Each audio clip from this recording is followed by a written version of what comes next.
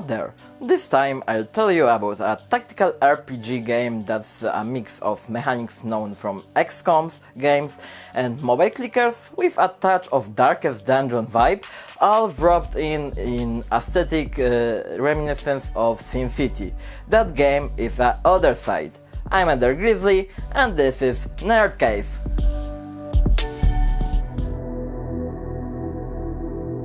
Othercide is a game developed by the French indie studio Lightbulb Crew and published by Focus Home Interactive. As player, we control the fates of the so-called daughters, warriors brought to life by a mother who couldn't stop the nightmare trying to destroy the world in a first attempt.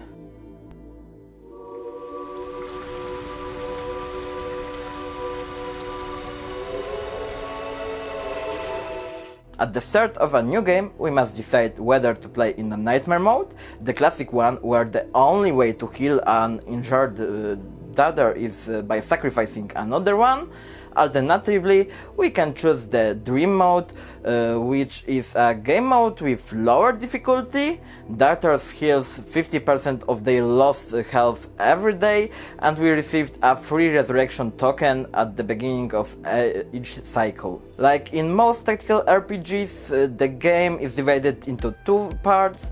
The base management phase allows us to choose the next mission, level up our daughters, heal them, sacrifice one to empower another, resurrect fallen or previously sacrificed daughters, and even bring new daughters into existence. Each day we must complete at least one of the available missions, which may involve surviving a certain number of turns, defeating a specific number of enemies, getting from point A to B, or escort a lost soul. Each daughter can participate only in one mission per day, so it's beneficial to have more than 3 daughters to accomplish more tasks in a day. Some missions allow taking 4 daughters instead of 3. After several days we must face a boss, and the fight is not an easy one, especially on the first attempt.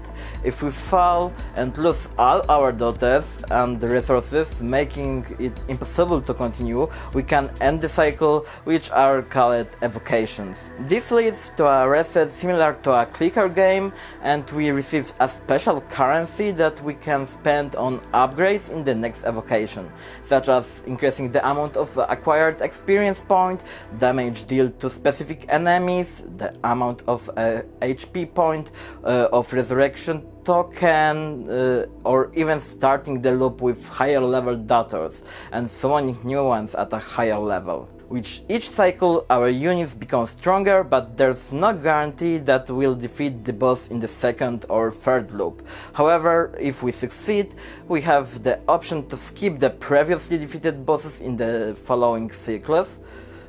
My recommendation is not to skip it and instead gain more XP point and resources from defeating bosses. After completing the tutorials as the mother, we gain access to 3 daughters, one of each class. The Blade Master specifies in sword combat, the Soul Stinger fights from a distance using 2 pistols, and the Shield Breaker is equipped with a large shield and a spear. Each daughter can unlock one of 2 abilities at specific levels. Some abilities require the daughter's HP instead of mana, which needs to be considered when building our team, especially since enemies are always numerous and HP doesn't regenerate quickly depending on the game mode. Choosing different abilities for our heroines is very useful.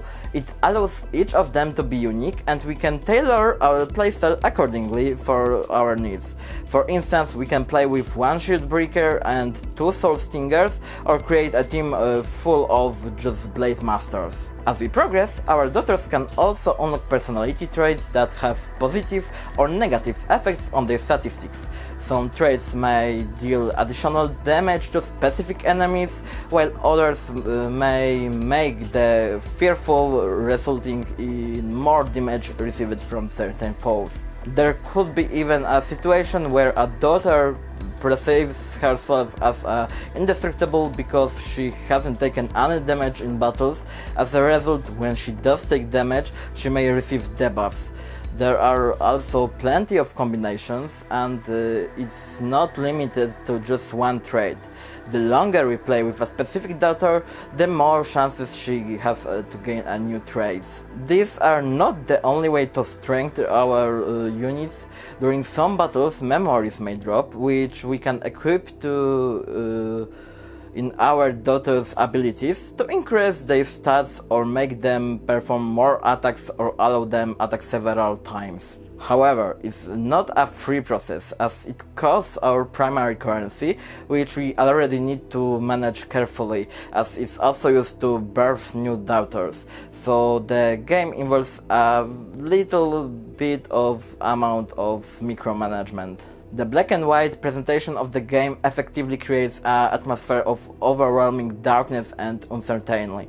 The soundtrack during cutscenes are great, and I even used Shazam to identify some of them. However, the music during the battles can become a bit monotonous, though I was so focused on the gameplay that I didn't bother me much personally. It may be more noticeable to those who were in the room with me while I was playing. If you want to know more about the storyline, I recommend exploring the game on your own, as I don't want to spoil the fun. I definitely recommend Othercide if you have some free time and enjoy tactical RPGs and indie games. Remember about likes, comments and subscription button. Thank you for watching, bye!